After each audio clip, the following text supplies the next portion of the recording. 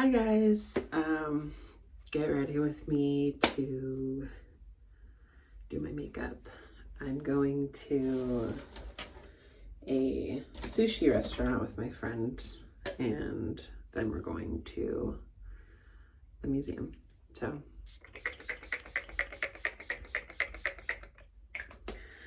some NYX Bear With Me Prime Setting Spray.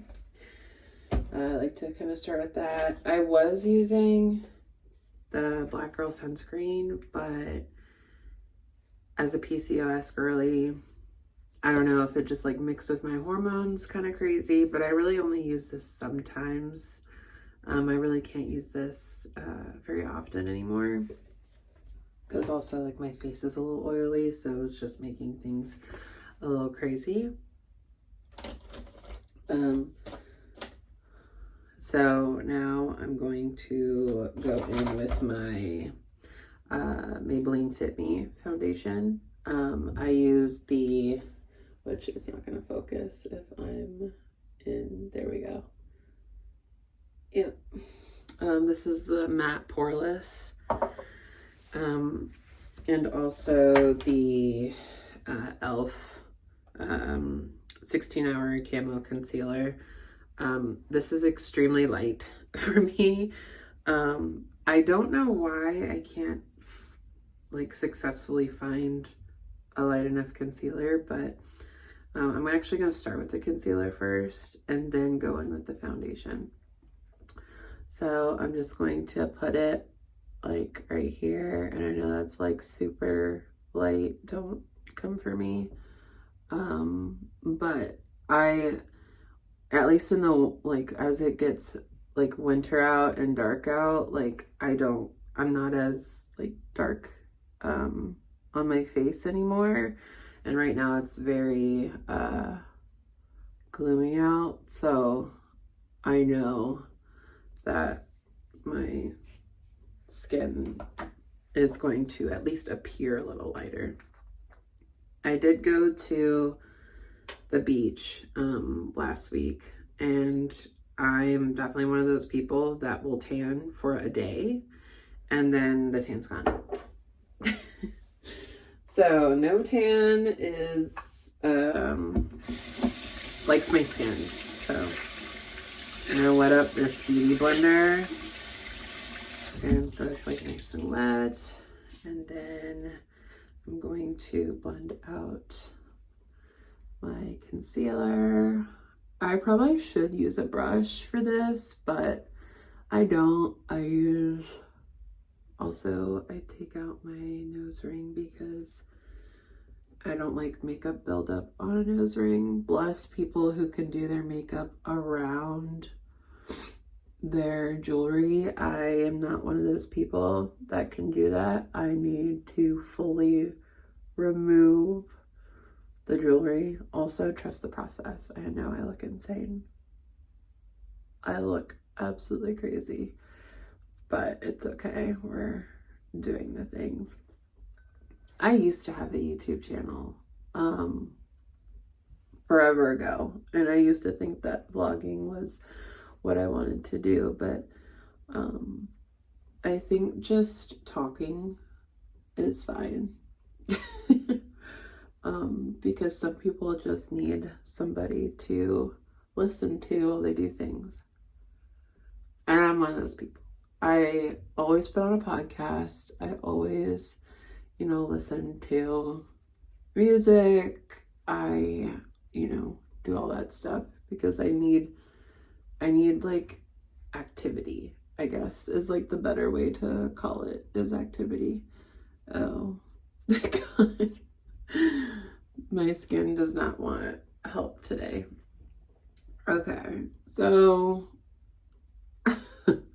when you think you have what you want for concealer, I put some like on the back of my hand. I feel like, I feel like this is such an old like thing that no one does anymore. I feel like no one puts makeup on the back of their hand because now makeup companies do like palettes and stuff, and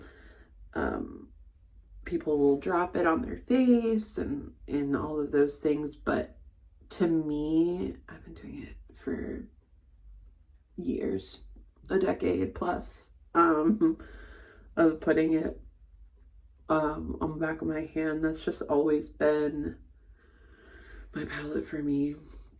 I don't know. I guess I can't justify buying a palette when you can just use the back of your hand, and like you just need to be diligent with washing the back of your hand or wiping it clean after you're done. But I absolutely positively love the back of the hand method.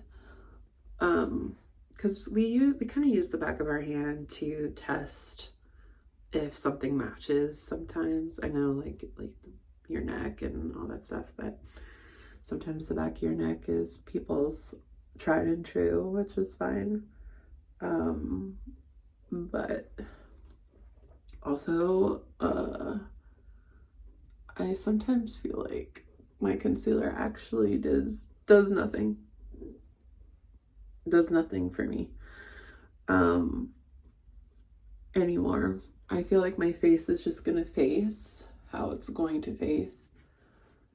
And I'm gonna get ready to do something super taboo, so don't come for me when you see me do this. I'm gonna take what's left on my hand and I'm gonna take the jar, and because it's just me that uses this foundation, and this isn't probably the most sanitary of things, but I know I'm not the only one, so don't do that.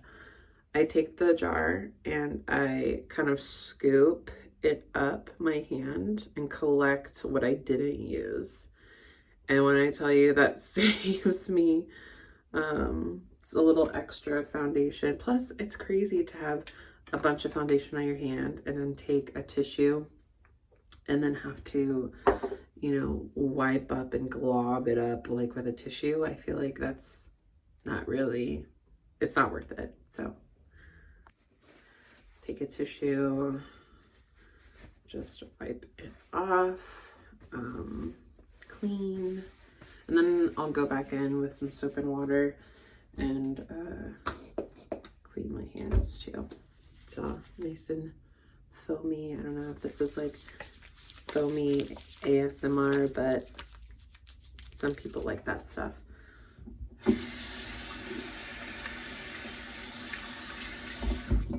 Cool.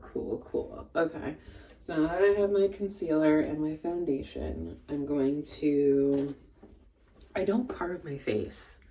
I kind of like how round my face is, and I know that's not a popular opinion.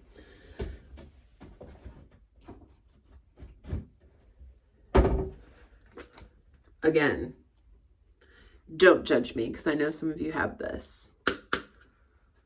James Charles X Morphe palette. This is old. This is antique. This is also bad for your face if you have this still, because that was many moons ago. But I can't lie when I say he had really good colors in this. And for a brown skin girl, there's actually some pretty good selections here. Like, I use this one a lot. Sometimes this one, if I do want to chisel like here and here a little bit more. And my blush colors that I use are this one and this one. So I go in with those kind of a lot.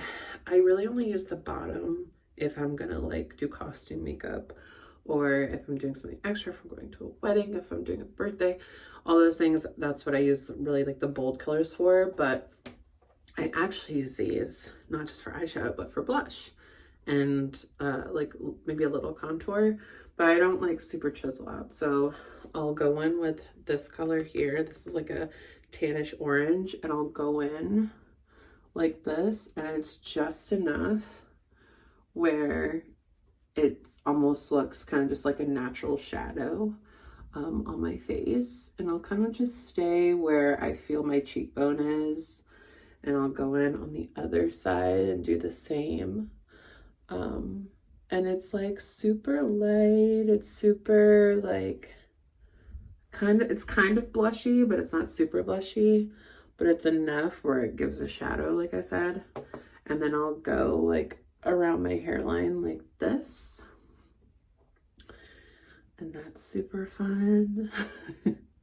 But just to also bring everything center, which you probably hear a lot when you, or if you watch a lot of makeup content. And then I'm going to, I might do a little more just because it's like gloomy out, and sometimes I like to amp things up when it's gloomy because it makes my mood feel better. And then also I'll go under my nose too.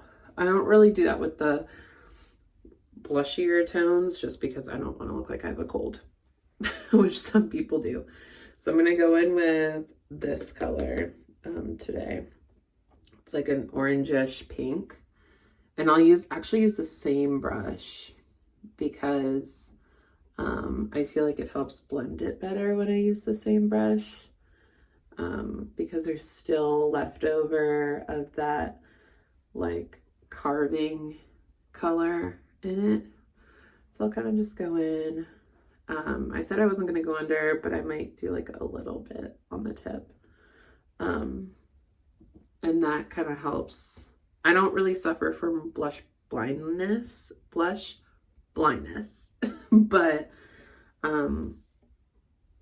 what the heck? Oh, like I said, it's gloomy outside. So I'm gonna go in with this darker tone. It never hurts, but I'll do like very lightly, like a kiss.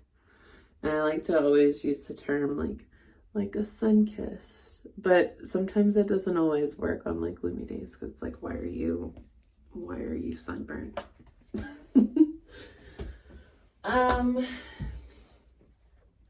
So after that, sometimes on a more natural day, I'll stop here and I'll just leave it like blush and foundation and kind of keep like my eyes bare, and just keep it natural.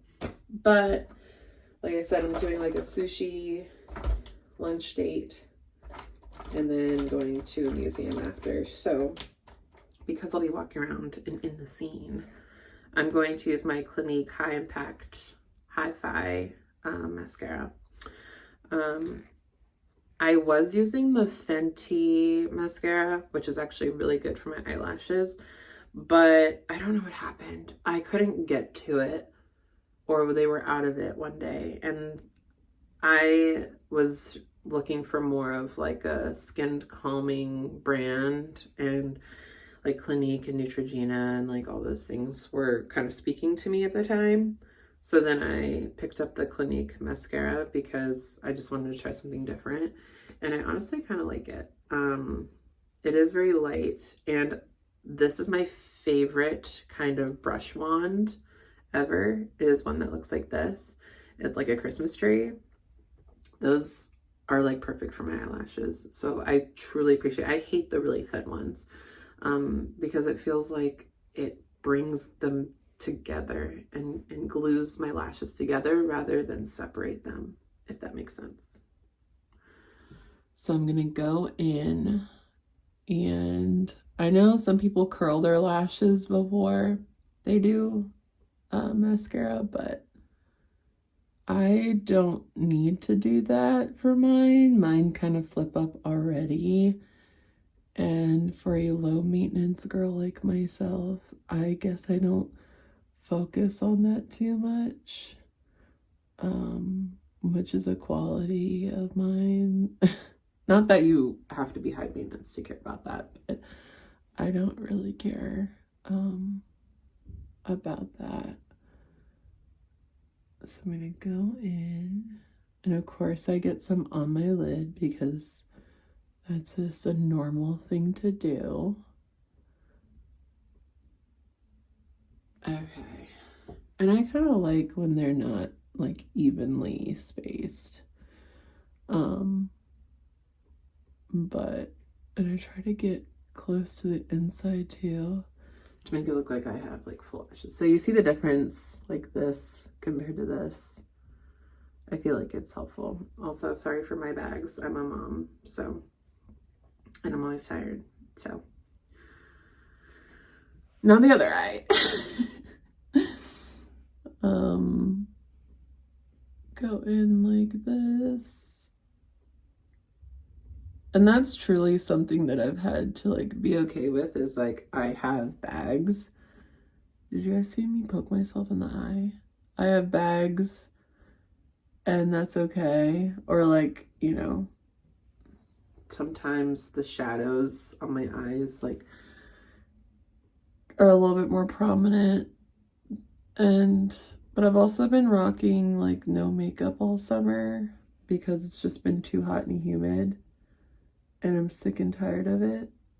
So it's just been easier to let my face be free. And like I said, I have PCOS. So for someone like me, it's my skin actually thanks me for no makeup. But on certain days, it's like I kind of need it for just to feel refreshed, for my own self, you know, excitement. I don't usually put some on my bottom lashes, but I'll do a little just to add more. There was an era where I was putting eyeliner on my bottom lashes, and then everyone was doing the white liner, and then I was like, me too, and I was doing that. But it was funny because I didn't have white liner, I had white eyeshadow, which is not the same and does not go on the same, and can burn really bad. So that was short-lived when I realized that was not equal to white liner. I also realized you guys can't see, but yeah, again, everyone needs a makeup buddy. So here I am, the makeup buddy. Okay, that's really all I think I'm going to do. I had my hair half up, half down today because I just started my lock journey in April. So it's only been a couple months, and sometimes my hair wants to behave. Sometimes it's just easier to keep it up.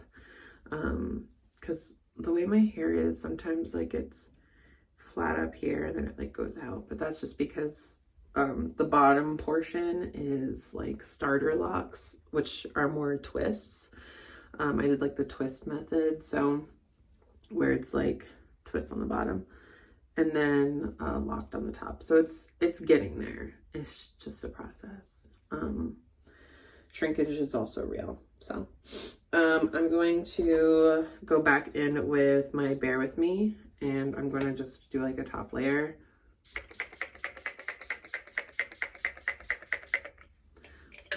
I used to do setting sprays all the time, and then I stopped because I was like, really, what's the point? Like, do I really need that? I don't think so. But maybe you do. Maybe you do need it. I also don't do highlighter because I just don't. I will go in with a old toothbrush, and after I do my setting spray, I like to do my lashes, my eyebrows, because sometimes the setting spray works as like a good like setter, it's not the word, for my eyebrows. And then I'll just go in and also brush like my edges out. I have also been laying off the edge control. I know that's crazy. I use it sometimes, but sometimes I don't, just because again, it's like humid and rainy and hot, and I end up kind of sweating it out anyway. And I'm not in the mood to keep checking if my edges are still good all the time.